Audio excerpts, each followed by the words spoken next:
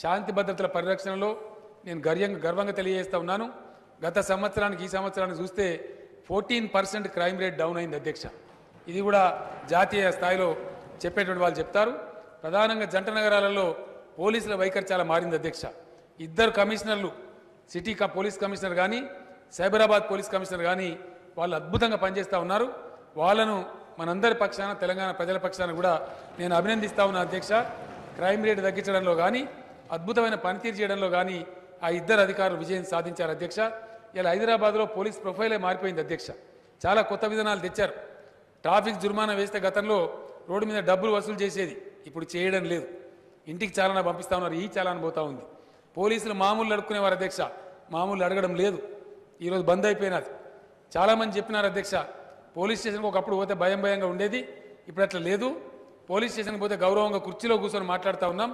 SI దగ్గరికి పోయినా, CI దగ్గరికి పోయినా, డీసీపీ దగ్గరికి పోయినా, కమిషనర్ దగ్గరికి పోయినా కూడా సేమ్ మర్యాద మాకు లభిస్తూ ఉందని చెప్పి చెప్తా ఉన్నారు అధ్యక్ష.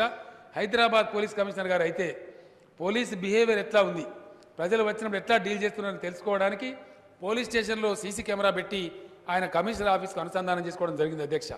ఇటువంటి సంస్కరణ వల్ల మొత్తం పోలీసులలో మంచి మార్పు వచ్చింది. ఒక సివిలైజ్డ్ పోలీస్ తయారు చేసే విధంగా పోలీసు ముందుకు పోతా ఉంది. వాళ్లకు అన్ని కూడా